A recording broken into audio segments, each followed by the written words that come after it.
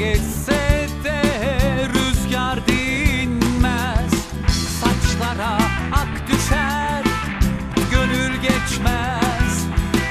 Yıllar bize küser, sevdam dinmez.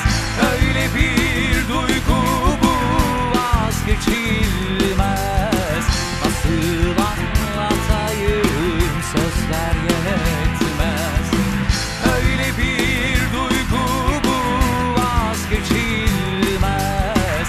Nasıl anlatayım, sözler yetmez. Es rüzgar es yüzümüze, kırlangıçlar uçsun geçsin önümüze. Es rüzgar es yüzümüze, güneş yaksa da bizi rüzgar bizimle.